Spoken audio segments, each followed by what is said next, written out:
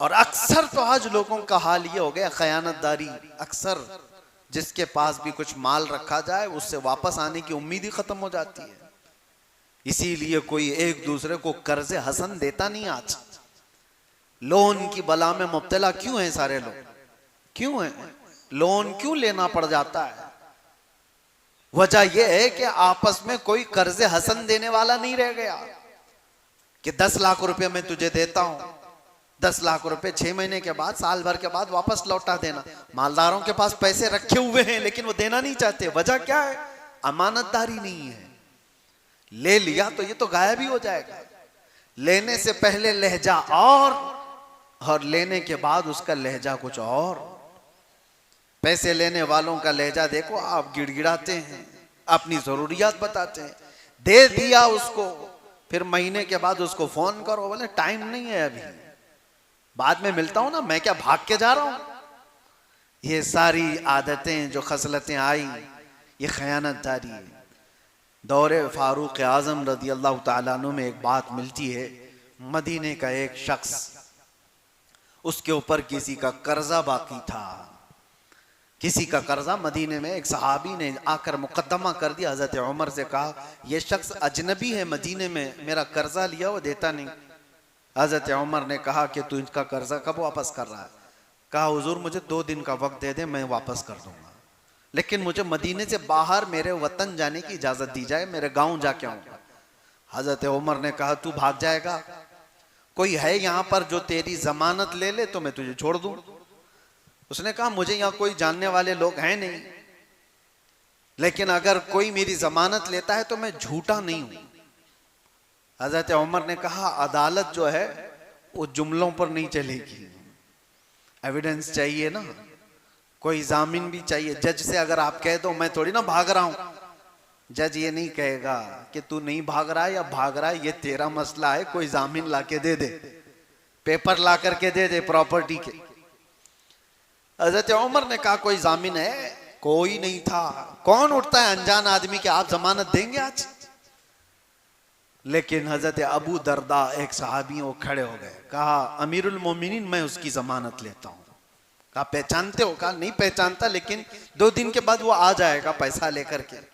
हजरत उमर ने कहा अगर वो नहीं लेकर के आएगा तो तुमको पकड़ा जाएगा, पैसा भी देना होगा और अंदर भी जाओगे। हजरत अबू दरदा ने कहा मंजूर है। उस शख्स से कहा गया कि जाओ तू लेकर के आ जा। वो गया, 1 दिन 2 दिन, शाम हो रही थी, आया नहीं। हजरत उमर ने अबू दरदा को बुलाया, आ जाओ। वो तो आया नहीं जिसकी तुम जमानत लिए थे। और वो सहाबी भी आ गए जिन्होंने कर्जा, जिनका कर्जा बाकी था। तो इतने ही में मगरिब से पहले पहले वो हाँपता कांपता दौड़ता हुआ वो बंदा आ गया, अदालत में आया और कहा कि हुजूर उनके जो पैसे बाकी थे मैं लेकर के आ गया, इंतजाम कर रहा हूं। इतना करना था कि वो सहाबी रसूल जिनका कर्जा बाकी था वो खड़े हो गए, कहा अमीरुल मोमिनीन अल्लाह की इज्जत की कसम मैं आपके सामने गवाही देता हूं कि इस बंदे का कर्जा मैंने माफ कर दिया, मुझे वापस नहीं चाहिए, मैंने माफ कर दिया। अब सुनिए, उन्होंने कर्जा माफ कर दिया। अब हजरत उमर ने इन तीनों से एक एक सवाल किया। पहले ये शख्स से कहा तू तो चला गया था, भाग गया था, तेरा गांव भी नहीं मालूम, तू कहां का रहने वाला, पैसा लेकर के चला गया होता तो तुझे पकड़ने में बड़ी दिक्कत आ सकती, या तू छुप छुपा करके रह सकता था, आया क्यों अपने टाइम पर? तवज्जो है मुसलमानों।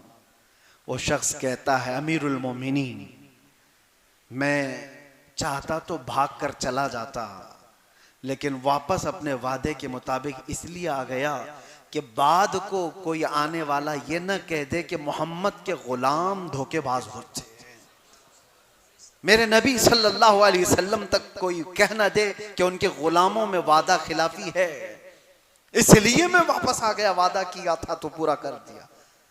हजरत उमर रज़ियल्लाहु तआला अन्हु ने अबू दरदा सहाबी से पूछा कि आप तो जानते नहीं थे, इसको कैसे जमानत दे दी?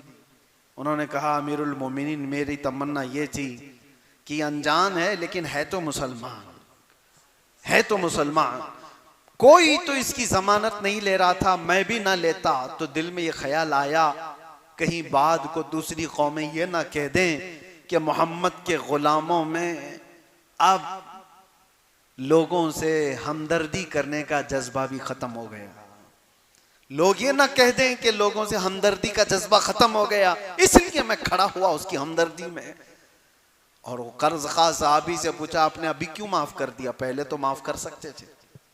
उन्होंने कहा, पहले इसके बारे में इतना नहीं मालूम था, लेकिन अपने वादे के मुताबिक बराबर आ जाने वाला शख्स मेरे नबी का सच्चा गुलाम, मैंने अपना कर्जा इसलिए माफ कर दिया कि लोग कल को ये ना कहें कि मोहम्मद अरबी के गुलामों में माफ करने का जज्बा खत्म हो गया है। तीनों का एक ही मिशन था कि हुजूर पर कोई उंगली ना उठाए। अजीज़ान गिरामी वक़ार, अमानत सहाबा इकराम में इस तरह की थी कि वो वक्त का भी लिहाज रखते थे और लोगों का भी लिहाज रखते थे। क्या आज ये माशरे में बात आ सकती है